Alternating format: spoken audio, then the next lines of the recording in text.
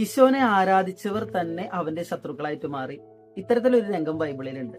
ലൂക്കായുടെ സുവിശേഷം 19-ാം അധ്യായത്തിലാണ് ഈശോ കഴുതക്കുട്ടിയുടെ പുറത്ത് ജെറുസലേം ദേവാലയത്തിലേക്ക് രാജകീയ പ്രവേശനം നടക്കുന്നത്. അവിടെ വെച്ച് അവൻ കഴിഞ്ഞ 3 കൊല്ലക്കാലം പ്രവർത്തിച്ച അത്ഭുതങ്ങളെ പ്രതിയും ജനത്തിന്റെ പ്രാർത്ഥന കേട്ട് അവർക്ക് നൽകിയ സൗഖ്യത്തെ പ്രതിയും ശിഷ്യന്മാരും ജനങ്ങളൊക്കെ അവൻ ഓശാന പാടി എതിരേൽക്കുന്നുണ്ട്. എന്നാൽ ലൂക്കയുടെ സുവിശേഷം തുടർന്ന് വായിക്കുമ്പോൾ പിന്നെ നമ്മൾ കാണുന്നത് ജെറുസലേം ദേവാലയത്തിൽ ഈശോ പ്രവേശിച്ചതിന് ശേഷം ഭയങ്കര കോപത്തോടു കൂടി അവിടെ കച്ചവടം നടത്തിയിരുന്ന എല്ലാവരും അടിച്ച് ഓടിപ്പിക്കുക.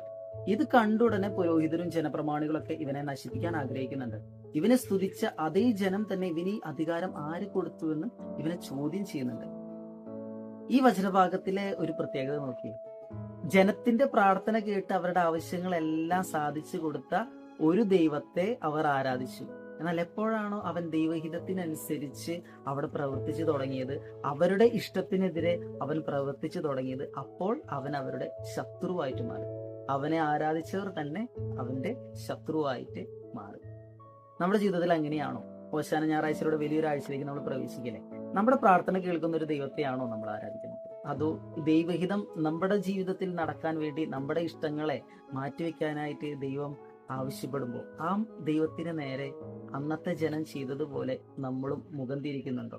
ഇവൻ ഈ അധികാരം കൊടുത്തത് ആരാണെന്ന് ചോദിക്കാറുണ്ടോ? ഇവൻ നമ്മുടെ പ്രാർത്ഥന കേൾക്കാറുണ്ടെന്ന് ചോദിക്കാറുണ്ടോ?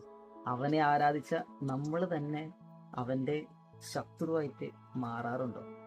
ഒന്ന് ചിന്തിക്കുന്നത് നല്ലതല്ലേ?